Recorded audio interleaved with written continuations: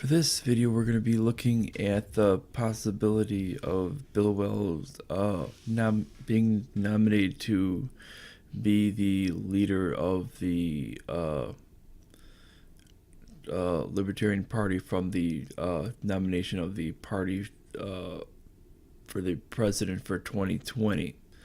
Now, he's been thinking about it for running for a while. Now he's pretty much as of today, pretty much tossing his hat in the ring.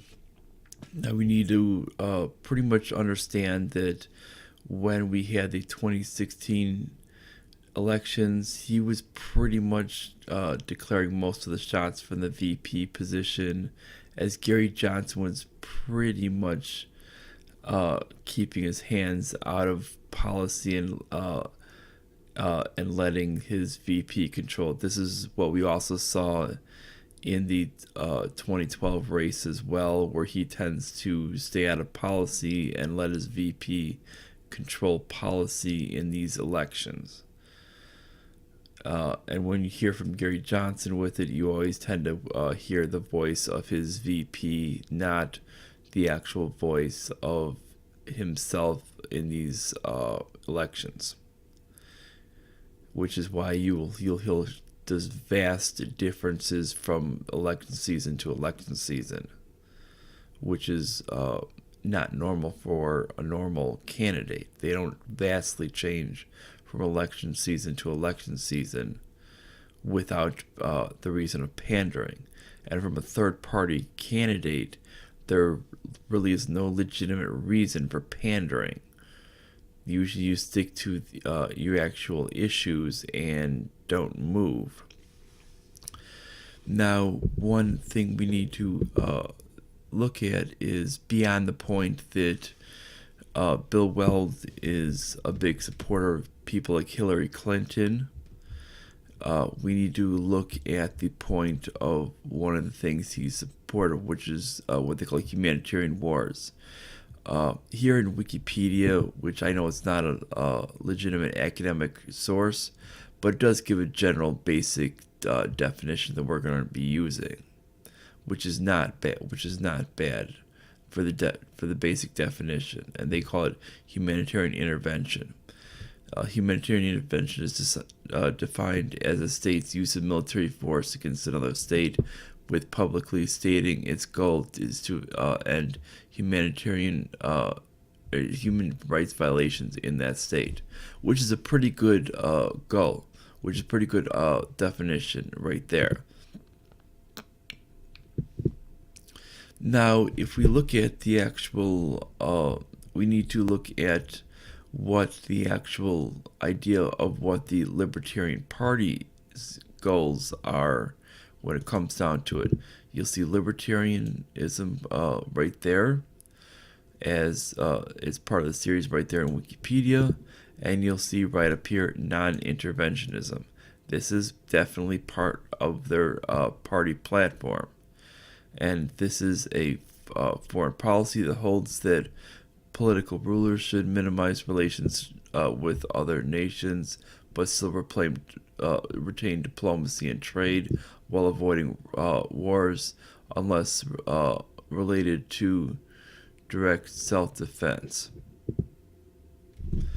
And that should be essentially the goal of a libertarian candidate at all costs. Now that we have those two orders with it, we should understand that once we understand those 2 points, what exactly would define a humanitarian intervention or humanitarian war? Well, first there's the American intervention in Libya. That would be viewed as a humanitarian war. The Yemeni Civil War, that is another humanitarian war. The American-led intervention in Syria, another humanitarian war. The American-led intervention in Iraq, another. That's actually the second intervention in Iraq, and that's another humanitarian war. Operation Observant Compass in Uganda, That would be another one. American-led intervention in Libya, the first one in 2011 to overthrow Gaddafi. That's another one. Operation Ocean Shield in the Indian Ocean. That's another one. War in Somalia 2007 to present.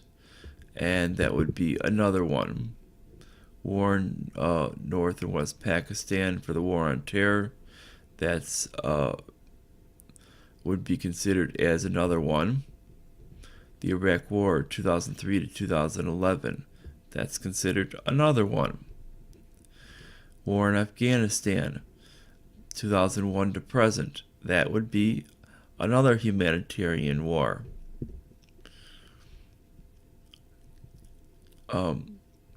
Operation Infinite Reach in 1998. That would be another one. The Kosovo War. Guess what? Another one. Intervention in Haiti. That's another one. Bosnian War. You guessed it. Another one. First intervention in the Somali Civil War. That's another one. Iraq no-fly zone enforcement operations. That's another one. Gulf War. That's another one. Invasion in Panama. That's another one. Tobruk encounter in the Mediterranean Sea. That's against Libya. That would be another one. Tanker war in 87 to 88 against Iran. That would be another one. Bombing of Libya in 86. That's another one. Actions in the Gulf of Sidra against Libya. That's another one. Invasion of Grenada. That would be another one.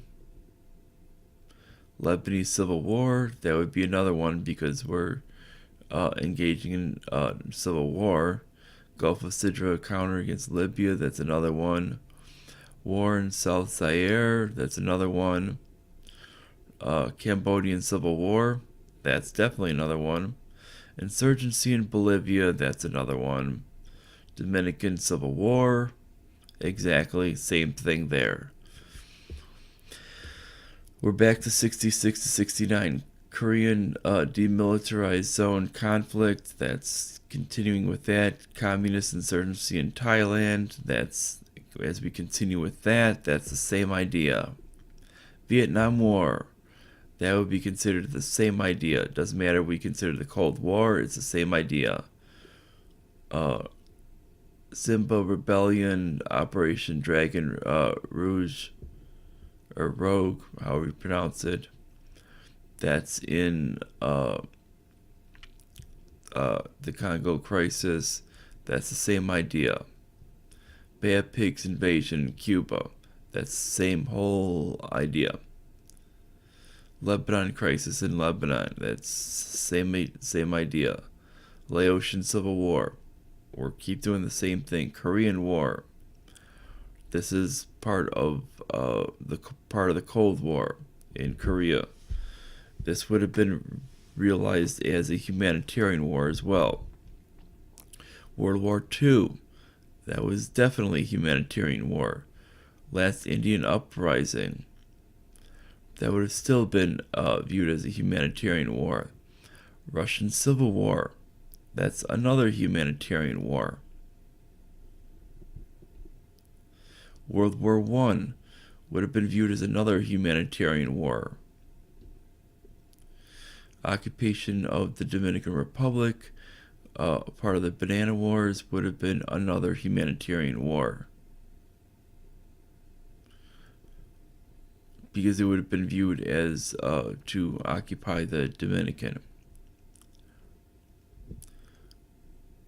As the benefit for these security of the area. Occupation of Haiti, part of the Banana Wars, occupation of Veracruz, the Bluff War, Utah and Colorado.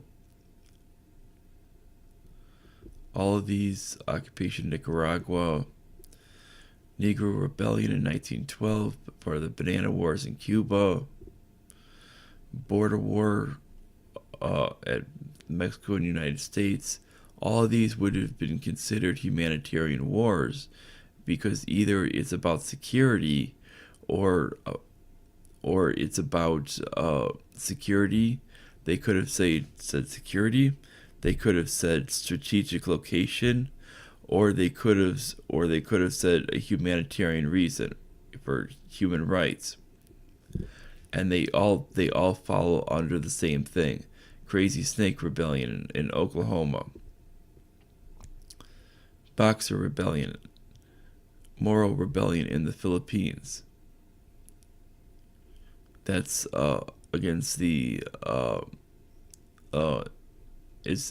Islam. Philippine American War, Spanish American War, Second Samoan Civil War, Uruguay Wars in Arizona and Mexico, Garza Revolution, Texaco and Mexico. I mean, you keep going back. I mean, we're going back in the 1800s. And I mean, it keeps going back, and you'll see basically this is why you can keep going back, and you're going to see keep going back all these basically several wars against Indians. I mean, we're going back into like those, and they'll view those as humanitarian wars because of security. And we're going back all the way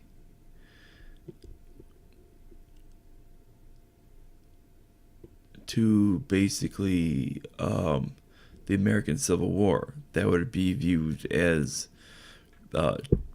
territorial integrity, and then slavery. Slavery would have been a humanitarian crisis. Boom. There's another one.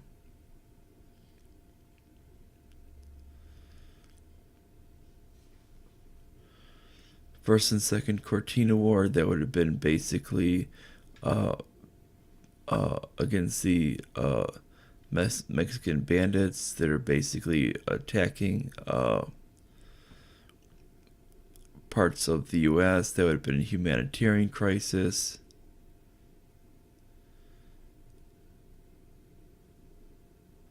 Then there's the abolitionist insurgents. That basically that would have been viewed as a security problem. Then we're going back into a lot of the different Navajo, Mormon. Here's the Opium Wars. I mean, more. Now we're going back to more Indian wars, and Mexican American War. I mean, we're back into like mid 1800s, and if you go back to pretty much most of them, you're going to see that almost every war could almost essentially be validated as a humanitarian crisis. Because you could say security is a humanitarian crisis.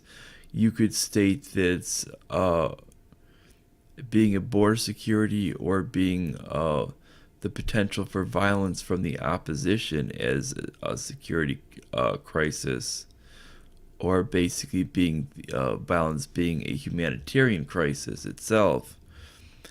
And you can state that any of that. I mean, we can go way back. I mean,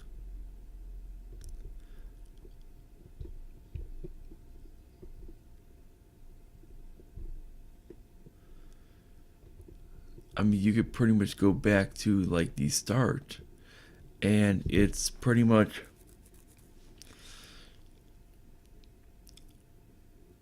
to the point of the American Revolutionary War, where any of it would be considered a humanitarian war, where you can declare anything. And that's why someone like that would be very, very dangerous, because there are things that that Donald Trump would say no on for war, and that Bill Weld would definitely say yes on. technically Syria would be considered a humanitarian war. And Bill Weld would technically say, well, we need to intervene on that. And that would be essentially overthrowing Assad and doing the wrong thing, which would create a huge vacuum, which would allow these Sunni radicals to essentially take over the whole Middle East, which is essentially what the Israeli defense minister said he supports, and what Saudi Arabia, the largest exporter of terrorism, supports, is going to want. And this is what ends up happening. And that's why when you get people who don't know what they're talking about, that's what you're going to get. That's why when you're linked up with countries like that, you're going to get bad decisions. And you get morons like Bill Weld who are basically saying that they support humanitarian intervention, or humanitarian wars. Well, the term humanitarian wars are very, very loose. They mean everything. I mean, as I've shown with the list of wars, every war that we're in currently has been essentially, the excuse has been a humanitarian war. Being that if we've been either A, supplying weaponry, or actually boots on the ground, has all been basically been verified through actually a humanitarian war. Doesn't matter if it's security. Security is essentially based on a humanitarian crisis because it means people can get attacked, or it means that basically people can't pass through freely without some type of normal ongoing risk.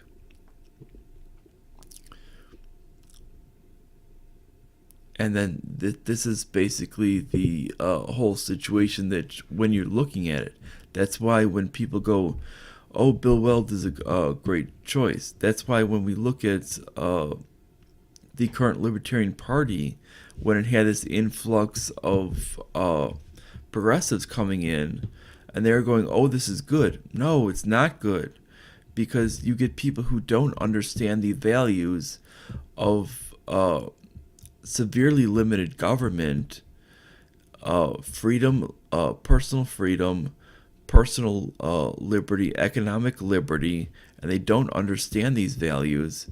It makes it a problem because you really need to be taught these ideas first before you're just jumping in and voting. And that's where the whole issue comes from. And you get these people who are either gonna A, vote for the biggest name on the ballot, or B, they're going to basically distort what's going on, and they're just going to basically change around what the actual party foundation is going to be. And it's going to be, and we're seeing that with the Libertarian Party, how they're becoming more social justice warrior types, and it's destroying the actual foundation of the party to begin with. It was supposed to be a party of Ludwig von Mises and not a party of Franklin Delano Roosevelt. And that was supposed to be the whole point. You want an actual party of liberty, not a party of regulation and a party of social justice. When we see candidates say that you can force someone else to do something, that's not a candidate that you can actually support. That candidate shouldn't even be in the actual party. He should actually be physically removed from the party because he doesn't even support the platform. And it doesn't matter if you're saying, oh, but that's supporting hate. It doesn't matter. There's the whole idea of free speech. You should and the actual liberty to do business as you choose, because there is the whole negative approach of what comes about when you don't do business as the market chooses to do in the area. Now, you can refuse to do business with people, but eventually they're going to say, hey, this guy refused to do business with me, and that one person's going to pass it along. We have systems out there that rate businesses based on service. And what that does is that causes a very, very bad name for that business, and businesses like that go under very fast. And this is how things work. We don't just keep businesses up. Now, if you force a business to serve these people, then you're just going to get certain people are going to get shoddy work, and because they don't have to essentially put their best work in, all they have to do is give them a product that somewhat resembles what they wanted, and that fits the actual legal requirement. They don't have to give them quite exactly what they wanted, just something that resembles it. If they want a wedding cake, all they have to do is kind of just do basically a half-assed job, and that's what they got. And that's what we're talking about here when we're talking about like bakers and such. And that's why you don't want to force someone to do something that they don't want to. And that's why voluntarism is also a major tenet of the idea of the original party. And that's why we kind of want to classify people between the original kind of libertarian party and this kind of new influx of people that believe in force. Now, if you believe in force, you really have no business in the party. And that's something that's very, very crucial. So people like Bill Weld really have no business running on the platform. If he believes in those things, he really needs to start running on the Democratic platform. Well, because he would be viewed as a Democratic moderate. Because if he believes in these ideas of social justice and these other things of regulation and like forcing people to bake cakes against their will and these other things like that, he could probably make it on as a moderate in the Democratic Party, but he's certainly no libertarian. He would also be able to be viewed as a moderate because he would be viewed as wanting lower taxation. And that would be something that would view him as a moderate as well. But it's not something that makes you a libertarian. Just because you want lower taxes and you're willing to be socially liberal does not make you a libertarian. There's other things that actually go into the whole package. It's being as socially liberal as possible, and as basically meaning as much personal liberty as possible and as much economic liberty as possible. It doesn't mean that you should not be trying to regulate people's personal decisions. Now, there's obviously the decision on abortion, which goes down to the idea of life, and that does create a little bit of a difference, but there is basically no but that's the only difference you're going to find between libertarians and with the actual true libertarians. But when it comes down to these other issues, all true libertarians are non-interventionists. They don't believe in humanitarian wars. If you do believe in humanitarian war, you're not a libertarian. You're basically either a liberal or some type of a conservative that's really pandering to the idea of that. Now, if you like this video, like it, subscribe, and I will see you guys later.